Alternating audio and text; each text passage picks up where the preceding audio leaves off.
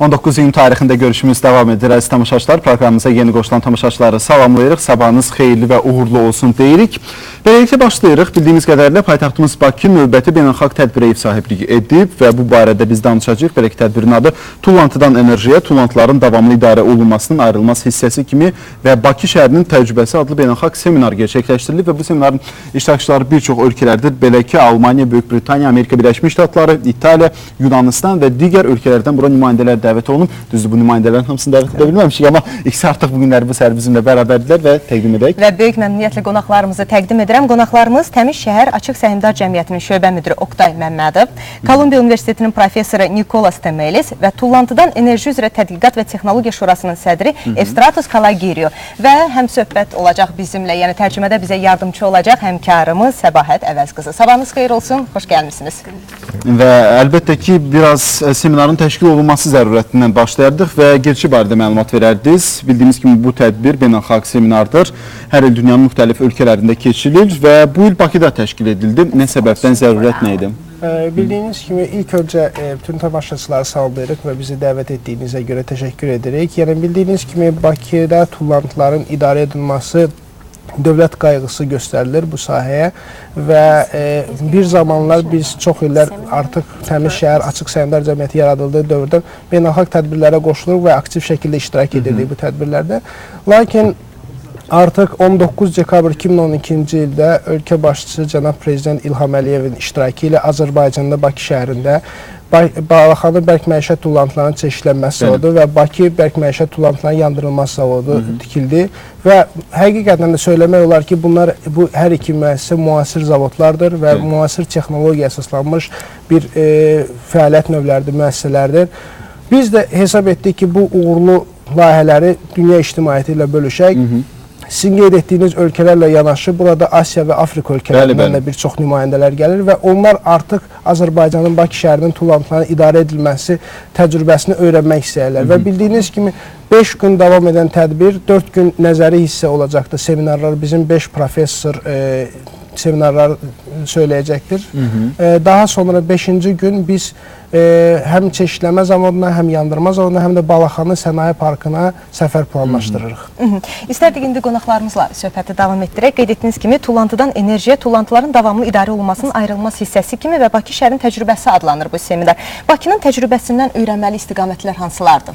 What are the directions of Baku's experience that other countries can achieve, can gain? Well, in some ways, Baku and Azerbaijan is ahead of other countries by building this first waste-to-energy plant here in Baku, and actually that's the reason we come here.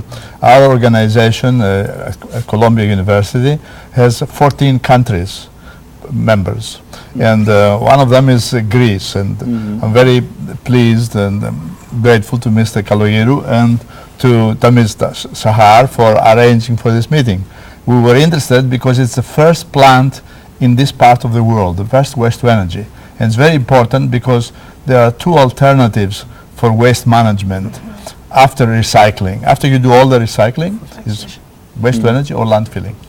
Azərbaycanda olan bu zavod regionda ilk zavoddur və ona görə də bu region ölkələrinin, bu regionda yerləşən ölkələrin Azərbaycandan öyrənəsi çox şey var və Yunanistanda da bizim zavodlar var və tullantıdan ona görə də düşünürəm ki, bu tədbirin məhz Azərbaycanda keçirilməsi çox məqsədə uyğundur.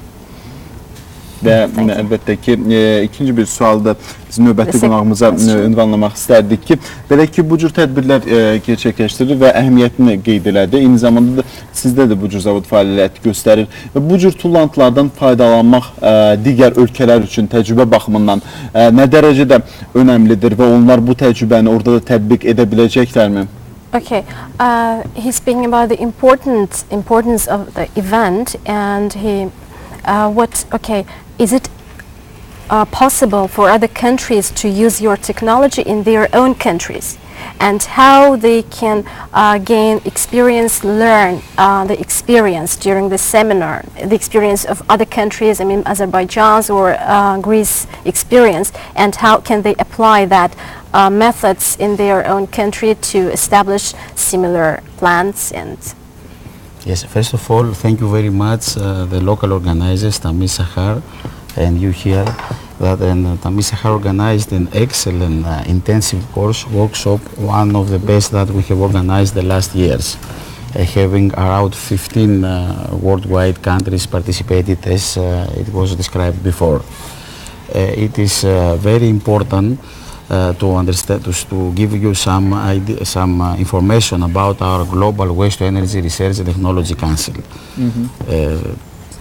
Və düşünürəm ki, bu tədbirin əvvəlcə təşəkkür eləyir tədbirin təşkilatçılarına və bu tədbiri Bakıda keçirdiklərinə görə və düşünürəm ki, bu tədbirdən bir çox ölkələr, yəni burada təcrübə mübadiləsi gedəcək, insanlar və bu sahənin ekspertləri fikir mübadiləsi aparacaqlar və bundan çox faydalı nəticələr əldə oluna bilər.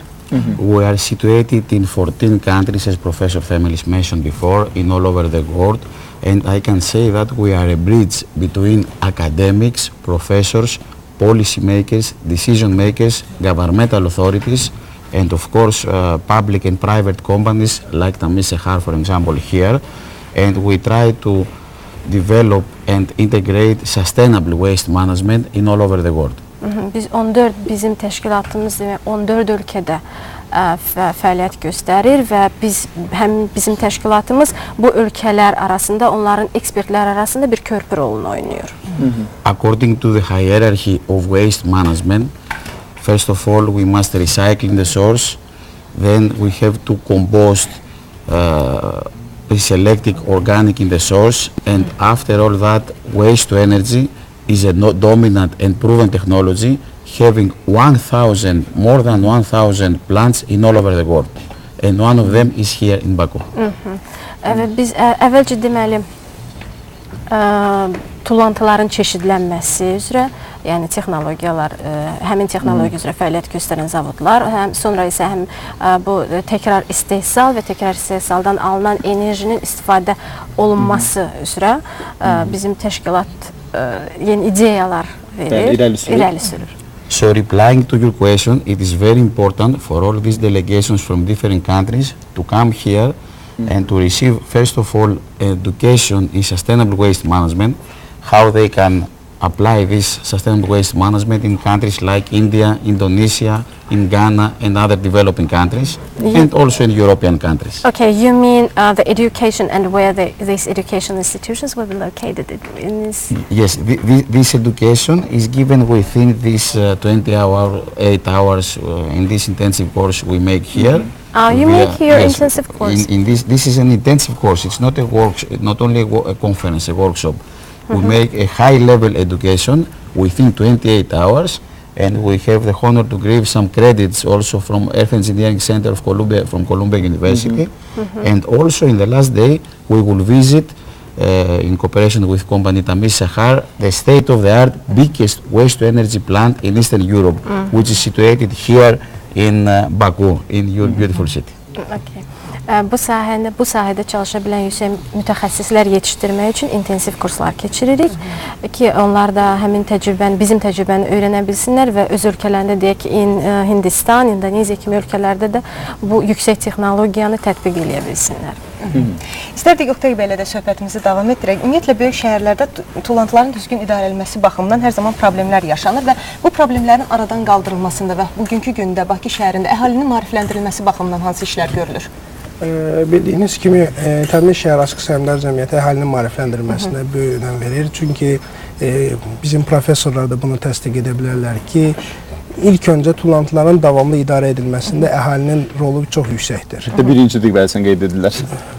İlk 3 hissədən, belə deyək ki, ümumi konsepsiya 3 hissədən ibarətdir ki, tullantıların azaldılması, tullantıların təkrar istifadəsi və onlardan geri dönüşüm, yəni təkrar emalı. Yəni bu istər enerji bərpası olsun, istər material bərpası olsun, xammal bərpası olsun. Yalnız bu üçüncü hissəni dövlət və ya digər təşkilatlar edə bilərlər. İlk hissəni insanlar etməlidir. Yəni tullantıların azaldılması, düzgün istehlak mədəniyyəti və s. Bunlar hər ikisi, həm tullantıların azaldılması, həm təkrar istifadəsi insanlardan asılıdır və biz də çalışırıq ki, hər zaman bu mesajlarımızı, ismarızlarımızı ictimaiyyətə çatdıraq ki, onlar necə gəldi atmasınlar, daha çox düzgün istehlak etsinlər. Yəni hansı şəkildə aparılır bu maarifləndirmə Və tədbirləri? bilirsiniz ki, bizim 2 pilot ərazi var, İçəri şəhər və Qala qəsəbəsi və bu pilot ərazilərdə daimi maarifləndirmə aparılır. Sorğular keçirilir, müxtəlif broşurlar, təşviqat materialları paylanılır. Hal-hazırda bizim böyük bir tədbir həyata keçirilir. Çox güman ki, mediada da o görsənəcəkdir bu yaxınlarda. Biz 16-sı, 20-si iyun tarixlərində, yəni bu günlərdə bizim hal-hazırda Qala qəsəbəsində tullantıdan sənətə beynəlxalq sərgisi təşkil edilibdir. 16 ölkədən ümumilikdə 24 iştirakçı Azərbaycandan da olmaqla 24 iştirakçı iştirak edir və bu sadəcə ikinci beynəlxalq festivaldır və bu tədbirdə tullantıdan sənətçilər müxtəlif əşyalar düzəldəcəklər və məqsəd ondan ibarətdir ki, ideya ondan ibarətdir ki, insanlara göstərilsin ki, insanların lazımsız hesab etdiyi və tullantı adlandırdığı əşyalar hələ də hətta incəsənət əsərləri kimi istifadə oluna bilər. Yəni, ümumi olaraq təmiz şəhər, açıq səhmdar cəmiyyəti olaraq biz bu konsepsiyanı irəli sürmüşük ki, tullantıdan xammala, tullantıdan enerjiyə və tullantıdan hətta incəsənətə hansı ki maarifləndirmə rolunu oynayır və bu tədbiri, böyük tədbirin təşkil etməyində də məqsədimiz odur ki, biz maarifləndirəyə nə qədər böyük önəm verdik və insanlar görsünlər, çünki bilirsiniz ki, indi sosial şəbəkələr geniş yayılıb, internet geniş yayılıb, gənclər aktiv şəkildə qoşulurlar və çox sevindirici haldır ki, bizim bu seminara da bir çox gənclər, fəallar qoşulmuşdur. Bizim tələbə gənclər təşkilatından qoşulmuşdur. Bilirsiniz ki, Leyla xanım Əliyeva tərəfindən başlanan IC kampaniyasının fəalları çox aktiv şəkildə qoşulubdur, iştirak edirlər. Yəni, beynəlxalq mütəxəssislərlə bərabər bizim gənclər arasında da böyük maraq vardır bu sahəyə artıq. Siz qeyd edildiniz, bu maraq vardı, amma bu çeşidləmə məsələsində müxtəlif təcrübələr öyrənilir və bunlardan ən birincisi ondan ibarətdir ki, məsələn, çeşidləmə prosesi birbaşa olaraq bu tullantını belə deyək də, təqdim edən insanlar tərəfindən özü aparılsa daha yaxşı olar. Bunun üçün müxtəlif, belə deyək də, qablarda quraşdırılır. Amma bu öz nəticəsini verirmi? Praktika nəyi göstərir? Bu günləri biz özümüz bu çeşidləməni apara bilirikmi, yoxsa yox? Bilirsiniz, yəni bu bir gün, bir ay içərisində olur. Yəni bu uğura ən tez nail olmuş ölkə Almaniyadır ki, hansı ki 8 ilə nail olmuşdur bu uğura. Və bu günləri texnologiyalar o qədər inkişaf edir ki, bir çox, məsələn, hal-hazırda yeganə ölkədir ki, Yaponiyadır ki, 9 qab saxlanılıbdır, 9 qaba bölünür. Yəni, texnologiyalar inkişaf etdikcə və s. inkişaf etdikcə insanların əməyinə daha böyük hörmətlə yanaşıldığından qabların sayı azaldılır və biz bu praktikadan irəli gələrək, müasir tendensiyadan irəli gələrək, qeyd etdiyim kimi pilot ərazilərdə üzvü və qeyri-üzvü tullantıların ayrılması, yəni yaş və quru tullantıların ayrılması üçün qablar qoymuşuq. Burada da məqsəd odur ki, texnoloji nöqteyi nəzərindən, məhsuldarlıq nöqteyi nəzərindən bu cür tullantıların ayrılması daha çox çeşidləməyə gətirib çıxara bilər. Və hər iki qonağımıza bir sualını anlamaq istərdim ki, bu cür işlərdə vətəndaşın üzərinə hansı rol düşür? Vətəndaş bu işlərə özünün hansı töhfəsi ilə çıxış edə bilər, hansı təklifi ilə verə bilər və yaxud da bu işləri asanlaşdırmaq üçün nə edə bilər? What are the responsibilities of any citizen in this work? How they can contribute to this process?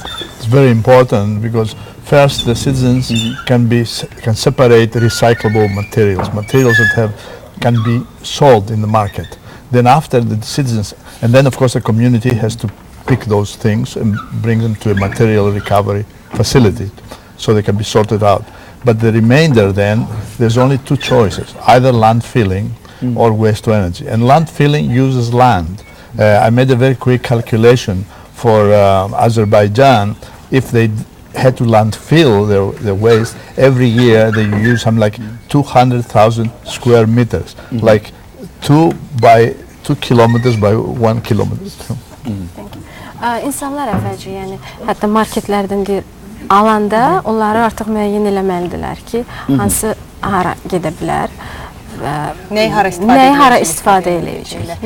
İstərdik ikinci qonağımız da bu suala cavab versin, onun da fikirləri bizim üçün maraqlıdır. The same question is for you. What are the responsibilities of any citizens? How they can contribute to this process? Yes, I agree with Professor Themelis. Recycling in the source is the most important, but in order to inform the people maybe Tamizahar also is a big state company here, can help in that. People must be informed from the high school, from the elementary school, from the high school, and then the families. I think that you can make a very good campaign in order to inform all the society how they can participate. For example, maybe you can put some different bins for recyclables, different for separate bins, I mean, separate for the paper, for the glass, from some other recyclables, in order to utilize as much as you can all these recyclable materials.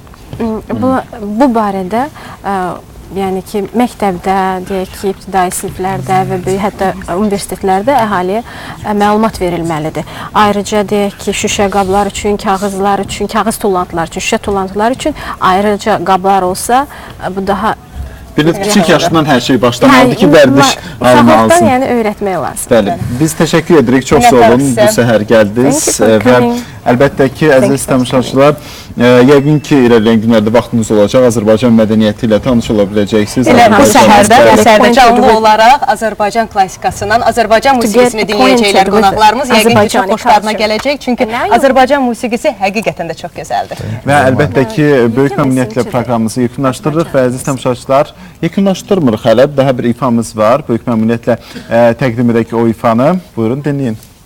Bəli.